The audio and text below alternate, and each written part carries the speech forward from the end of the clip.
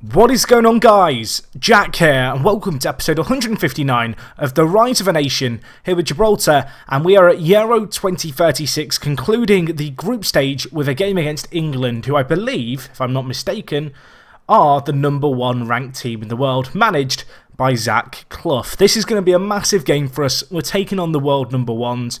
We need to beat them to get out of our group. In reality, I can't see that happening, but if you missed last episode, it was a double header of the Turkey and Croatia games. I'm pretty happy with how we've represented ourselves, to be honest, at this tournament so far. There's just one last game for us to try and give it our all in, and it's this one here against the English. And to be honest, I go into this with not the massivest of expectations. I think it's important to reiterate just how small Gibraltar is. Obviously, England has a population of, I believe, 40 to 50 million. It's somewhere in that region, maybe a bit more. Gibraltar has a population of 30,000. I believe Iceland has a population of 300,000. And well, you guys will know if you've been following football this year, at Euro 2016, Iceland really have been given so much praise for being this tiny nation. We're 10 times smaller than Iceland. That's how small we are, but hopefully we can do something today. Of course, that draw against Croatia was a really good result.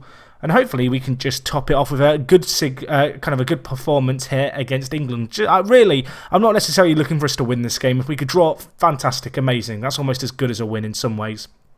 But for us, it's just been a massive task, kind of this qualifying campaign. We knew it was going to be hard. It has been tough, and unfortunately going into today's game, I am going to have to make a few changes here and there. There's players like Horst, our captain, who he's not fit enough to play the game on 83% condition.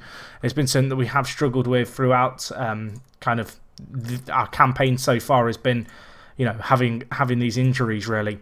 Anyway, in terms of how we're going to approach this game, we are going to try out a 5-4-1 or a 5-3-2 rather. It was a 5-4-1. We've changed it for this competition. In terms of how we are going to line up, I think we're going to go with Bay and Mosca as an advance forward and Poacher. We're looking for our fullbacks on the attack to try and do something. We're going to be looking at Brunt, Perez and Graffite in midfield to stay strong. And hopefully we can make something happen on the break, but we do know this is a massive task for us. We don't have the strongest team by any means. We're going to try and play to our strengths, and that strength really being that we have a very, very good defence. But no, let's just see how we get on. Without our captain, it's going to be tough. Who knows, maybe Horst will come on at half-time to add some quality. Looking at the group stage and how things line up, if we were to somehow get a win in this game, we would go ahead of England on head-to-head. And that may well be enough to see us out of the group stage, which would be absolutely kind of unfounded. Unfortunately, even a draw in this game is very likely not enough to get us that best third-place finish that we kind of crave if we want to make it further in this competition. To be honest, as far as my overall thoughts on this competition have been, as I said, they're generally pretty positive. Even in the defeat to Turkey, I thought we were competitive. But the fact we got our first ever goal at a major tournament is a massive feat in itself. And we are the minnows. We are a tiny nation who are trying to punch above their weight. And we know going into this game we're taking on England, which, as I said, world #1s. They've got some very, very good players. This isn't going to be easy. Let's just give it our all. And while they're going to have a chance here early on, Golding out on the right to Sharp. Dispossessed nicely. Now can we break? If we feed Mosca, he can break away and do something. And he's going to have to try and do something here. Modesto. Thread through Brunt. Brunt puts that wide. A clear-cut chance. The first chance of the game. Falling our way after a minute. I mean, if we draw this 0-0, we are going to look back on that chance as a massive opportunity. Looking at the stats, England in firm control, that's kind of to be expected. We are trying to hit them on the break. That said, caught very fine at the back, and they have a chance here. Nice save by Alberto Romero there in goal, though. A half chance falling England's way after an initial speculative effort. The rebound almost converted. The keeper did well, though. And I mean, looking at the stats, 50-50 against the world #1s. This is good, although that said, they are having this pressure. For example, in this situation, and we do need to defend this well. Sharp cuts inside. Romero, nice stop by him right there. I feel like we need to play fairly wider. Just in the midfield, our 3 centre-mids are a little bit narrow. I want them to spread out a little bit. At the moment, they're kind of stood on top of each other. Croatia beating Turkey in the other game. I don't know what happens if every team finishes on 4 points. I genuinely don't know. I guess we'll find out. Let's not worry about that. We don't need to worry about it. Bulak clears it to Mosca. Can't get there, unfortunately. It's going to be Haig with the ball now. Can he make something happen? Lays it down the line. Modesto cuts it out nicely. This is good defence by us at the moment. And now, can we break? Can we just get the ball to Mosca? I mean, it's a bit of a boring game plan, really. But it's got to be our kind of main aim, to get the big ball over the top to our pacey strikers and make something happen. And, well, try not to concede as we have done there. We've switched off at a vital moment. Kyle Guy with the goal makes it 1-0 with just 50 seconds left of the first half. A really disappointing way to end the half. In a game where we've been fairly competitive. We've looked okay. We've kind of shut off at the vital moment. And England have duly punished us. Guy with a nice finish there, slotting it in. Romero's probably got to do better in goal if we're honest. But 1-0 is not a bad performance by any means against, well, the best team here in the world, simply put. I am going to make some changes. I'm going to bring in Benjamin Williams for Perez, who is really struggling. I might also bring in Horst in favour of Frigier, who has struggled a little bit this game and is struggling a little bit with his fitness. But no, we'll do those kind of 2 changes for now. Part of me kind of wants to put the fullbacks up just a little bit like we did in the last game against Croatia. But let's just see out the kind of early stages of the second half, see how we get on. In the first half, we kind of matched England quite nicely, so I'm hoping that we can just kind of maintain that again here. And in fact, we have the ball going forward. Bay to Brunt. Options inside, gives it to Williams, who tries to spread it nicely to Salas. Unfortunately, England cutting that out, and now they have men surging forward. And while our 5 at the back is just a mess at the moment, where is the defensive shape? It's nowhere to be found. England still with the ball. It's Sharp cutting inside, pulls the trigger, hits it over. But a warning shot certainly. And, well, England stating their intentions very early on here in the second half. They want to keep going at us. They want blood. They want to get something from this game. In terms of our team, I'm going to change it. I know Salas can't really play fullback, but we kind of need him to here.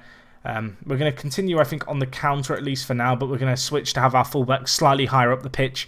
We kind of need to try and make something happen. I know that it's very easy for me to just sit and defend this kind of result. 1-0 would not be bad against the world number ones, but we want to go for it. We want to try and get something from this game, albeit just a draw. In terms of the team, let's just bring Brunt further forward, I think, or let's play Brunt further forward on attack. I think I have 1 sub left. I should probably just bring in Henny, really. I'll tell you what I'll do. I'm going to take off Brunt because he's not had a bad game by any means. In fact, he's been one of the best players. I can't really take him off. Graphite's struggling quite a bit. Right, okay, let's play Brunt at defensive mid. Then let's bring in Henny, and he is going to play as kind of a deep lying forward between our 2 front men. I think that's the plan. We'll play him as a false 9. And yeah, we're just going to go on the attack now. Try and make something happen. There's no shame in now conceding to England. We need a win. Well, we needed a win to go through. Let's try and make this close. It's a set piece for England. It's an insane free kick by Bentley there in their midfield. And, well, our tactical changes definitely weren't responsible for that. That an element of quality about that finish. Bentley steps up for England and bends it into that top corner. They find the back of the net. And, well, disappointing, I think, is a good way to describe this performance here. It's been okay. We've gone toe-to-toe with one of the best teams in the world, and they've definitely kind of not stomped on us. But at the same time, you look at that very early clear-cut chance we had. You look at the fact that we have had a few chances in this game. The fact we've not scored, it's just a little bit unfortunate. But at the end of the day, we came into Euro 2036. There wasn't anything really in the way of expectations on our shoulders. We came into this knowing that we needed a big upset if we wanted to do anything. And as much as it's disappointing to get knocked out of the competition, we got a point, we got a goal, and the fact we even made it to the competition in itself is a miracle for a nation of our size. Of course, I've already said and kind of stated, I feel like, from the early days of the save, the ultimate aim with Gibraltar and the national team is to try and get them to a World Cup. So to get to the kind of Euros is a good achievement, and hopefully now we can build off that. Anyway, guys, that is going to wrap up this episode from me. I appreciate it's a shorter episode, but I didn't want to bung this in with the other kind of 2 games in the Euros. Hopefully you enjoyed it, though. Let me know what you think we should be aiming for kind of going forward. Of course, we've got World Cup qualification coming up next year. We also have our European kind of friendly division. We've been drawn in a group with Romania and Wales. Of course, we beat Romania in the playoff semi-finals. Wales are going to be a tough team, though, certainly. And a win for us here would actually mean that we would progress from kind of this Division B into the top flight with all the big dogs. So we're not that far off the biggest teams in Europe right now, which is kind of cool to be able to say. But anyway, that is all from me. Thank you for watching, guys. And other than that, it is me, Jack, and I will talk to you guys in a bit. I'm out.